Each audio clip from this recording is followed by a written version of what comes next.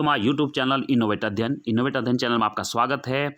आप लोगों को सबको बधाई जिन्होंने अकाउंट कलर का एग्ज़ाम दिया और अपने आंसर की देखकर अच्छे मार्क्स लाए हैं। किसी के कम आए, किसी के ज़्यादा, लेकिन हम ये बताना चाहेंगे कि आप निराश ना हो, क्योंकि आप लोगों के किसी के कम मार्क्स हैं तो सीबीटी जो कंप्यूटर बेस्ड टेस्ट होता है उसमें वो नॉर्मलाइजेशन की पद्धति अपनाते हैं।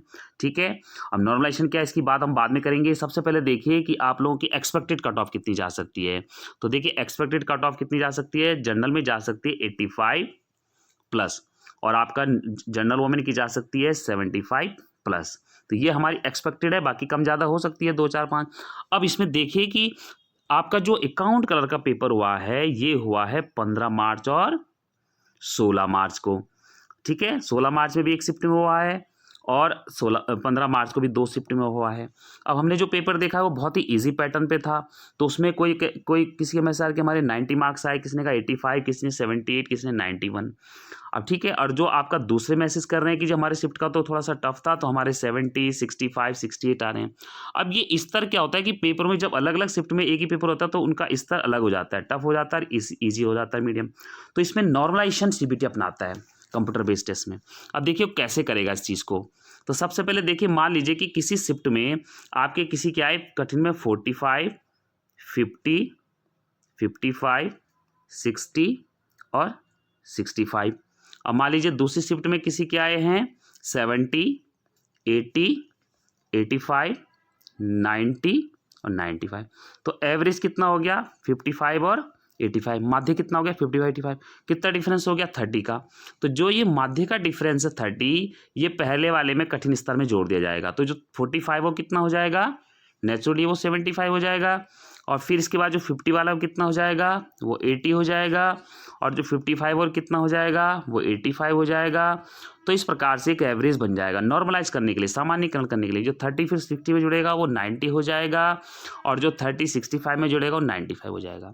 यानी कि नॉर्मलाइजेशन करने के लिए वो जो जितना भी आपका मीन का एवरेज है 30, वो पहले वाले जो कठिन स्तर है उसमें प्लस करता जाएगा। तो इस प्रकार से जो 60 वाला है वो 90 हो जाएगा।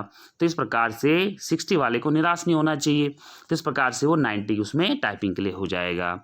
ठीक है, वैसे भी टाइपिंग के लिए थोड़ा ज़्यादा रेशो मांगते हैं, 4:1 का 3:1 का, अपना अपना अलग अलग रूल है। अब हम इसमें बात करते हैं आपका कि किस प्रकार से आपने टाइपिंग की आपने प्रिपरेशन करनी है। अब देखिए टाइपिंग आपकी 2 होंगी, एक हिंदी होगी और एक इंग्लिश होगी। अब देखिए जो हिंदी टाइपिंग होगी वो होती है कुर्तीदेव 10 में। ठीक है, और हमेशा जो है हिंदी की प्रैक्टिस हमेशा जो है कठिन होती है शुरू में, तो इसमें निराश नहीं होना है, अपनी तैयारी में जुट जाना है और हिंदी की टाइपिंग में बहुत अच्छी तरीके से अपने हर चीज़ को सीखना है कि कौन सा शब्द, क्योंकि इसमें मात्राओं का सारा खेल है। और एक बार आपने प्रैक्टिस कर ली तो ये भी आसान होता चला जाता है। ठीक है, हमने भी जब अपनी हिंदी टाइपिंग की थी तो देखिए इसमें हमारी इंग्लिश में कितनी टाइपिंग में आया, 8838 की डिप्रेशन, 10 मिनट का हमारा टेस्ट हुआ था। और इस प्रकार से हिंदी में जो है आपका जब आपका टेस्ट होता है तो आपको हमारे टाइम पे तो 5 मिनट का डेमो मिला था, हो सकता है इस बार आपको 10 मिनट का डेमो दें, लेकिन उसके बाद फिर जब दूसरा क्वालिफाइड टेस्ट होता है 10 मिनट का हिंदी, तो दोबारा 10 मिनट में आपको क्वालिफाई करना होता है। 4000 की डिप्रेशन मात्र। ठीक है, हिंदी में थोड़ा टफ रहता है, लेकिन अपनी स्पीड ऐसे रखें कि 5 से 5,500, ताकि वो थोड़ा सा निगेटिव हो तो आपके जो गलत होते हैं तो वो माइनस होकर 4 से कम ना चले जाए। तो इस प्रकार से हमने इंग्लिश में देखो कितना किया, 8838। ठीक है, इसी तरीके से हमने और भी पेपर्स दिए हैं, जैसे हमने लेक्चरार का दिया था। तो आशा निराशा तो लगी रहती है जीवन में कि हमारे कम हो गए, ज़्यादा हो गए, लेकिन हमें प्रयास नहीं छोड़ना चाहिए, हमें अपना होप अच्छी रखनी चाहिए। ठीक है, तो जब देखो हमारा लेक्चरार का निकला तो हमने देखो अच्छे मार्क्स लाए। ठीक है, हमारा उस टाइम जो 150 में से 98 मार्क्स आए थे, हम मेरिट में थे। ठीक है, लेकिन उसके बाद हम इंटरव्यू में बाहर हो गए, क्योंकि हम कहीं भी जब निगेटिव करते हैं तो हमें थोड़ा सा सता देता है। तो अब देखिए आप लोग जब हिंदी की टाइपिंग करेंगे तो शुरू में सोचेंगे इतने कम दिन मिलेंगे, इतने कम दिन में कैसे होगा। तो देखो हमेशा कंपटीशन टफ है। अगर आप सोचो कि हमें 6 महीने मिल जाए हिंदी के लिए और तब हम अच्छी तरह से निकालेंगे, तो ये आपकी भूल है।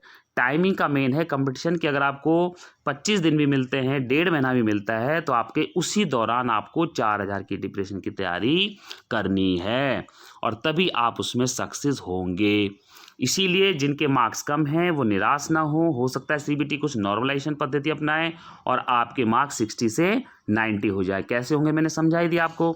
तो जितना भी माध्य का अंतर है कठिन पेपर में जुड़ जाता है और आसान इक्वल हो जाता है। तो इस प्रकार से आप उसको कर सकते हैं। You can do best. और की डिप्रेशन में ऐसा नहीं करना है कि आप 8,000 9,000 सोच रहे हो कि मेरी ज़्यादा की डिप्रेशन आएगी तो मैं मेरिट में टॉप पे आऊँगा, ऐसा नहीं होता है। आपको तो सिर्फ 4,000 की डिप्रेशन ही क्वालिफाई करनी है, 4,000 प्लस, ठीक है। और इंग्लिश में भी 4,000 की डिप्रेशन और हिंदी में भी। तो इस प्रकार से अपने 10 मिनट का जो है हमेशा टेस्ट रखिए और लॉन्ग टेस्ट को करने की कोशिश करिए।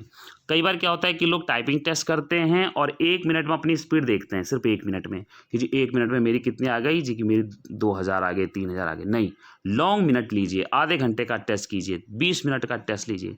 उसमें एक्यूरेसी पता चल जाती है कि लॉन्ग टाइम के टेस्ट में आप कितना कर रहे हैं और कैसे कर रहे हैं, ठीक है। अब हम बताना चाहते हैं कि जिनके जो बिल्कुल ही समझ रहे हैं कि हमारा नहीं आ सकता, तो अपनी निराश ना हो। कई पेपर है, जैसे एलटी कॉमर्स का पेपर होगा, असिस्टेंट अकाउंटेंट का होगा, तो हमारे चैनल में अब जल्दी ही हम असिस्टेंट अकाउंटेंट की तैयारी के लिए भी वीडियोस अपलोड करेंगे, ठीक है, नोट्स वगैरह। तो इस प्रकार से हमारा इनोवेट चैनल में असिस्टेंट अकाउंटेंट की तैयारी अब शुरू हो जाएगी। आप हमारे चैनल से जुड़ेंगे और आपको हम लाभान्वित करेंगे। हमारा नॉलेज आपके लिए लाभान्वित हो, आप लोग बहुत सक्सेस हो, हम यही चाहते हैं। तो आप अपनी दूसरी तैयारी कर लीजिए, क्योंकि जब एक रास्ता बंद हो जाता है तो दूसरा रास्ता क्या हो जाता है, ओपन करना पड़ता है। आप एक ही चीज़ पर डिपेंड नहीं रह सकते कि भाई हमारे इसमें 50 नंबर आ गए, अब नॉर्मलाइजेशन में 20 जुड़ेंगे, ना आया तो फिर क्या होगा। टाइपिंग की तैयारी कर ली और नहीं आया तो फिर कैसे होगा। ये चीज़ें नहीं सोचनी है, निगेटिव नहीं सोचना है। तो बी पॉजिटिव, तो अब बी पॉजिटिव करके हमें क्या होगा, सक्सेस मिलेगी, ठीक है। हमने भी देखो इसमें टी डिप्रेशन वगैरह टाइपिंग किया, तो इस प्रकार से आप अपने आप को दूसरे कंपटीशन में भी ढाल सकते हैं। असिस्टेंट अकाउंटेंट की तैयारी कीजिए, ठीक है। एलटी कॉमर्स भी होगा, कईयों के पेपर और होंगे, ठीक है। समीक्षा अधिकारी, कोई भी पेपर जब आते हैं तो उसमें आपने तैयारी करनी है और अच्छी तरीके से तैयारी करनी है, ठीक है। और अच्छी तरह तैयारी कीजिए। और हमेशा नॉर्मलाइजेशन का भी फायदा हो सकता है आप लोगों को, तो इसलिए डोंट बी होपलेस, अच्छी तैयारी कीजिए। और टाइपिंग में ध्यान रखिए कि आज ही से जुड़ जाइए, ठीक है।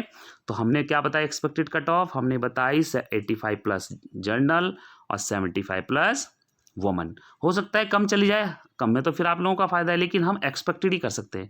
बाकी आयोग नॉर्मलाइजेशन करके कितना लाता है एवरेज, ठीक है, कितना बेनिफिट आप लोगों को देता है कैंडिडेट को।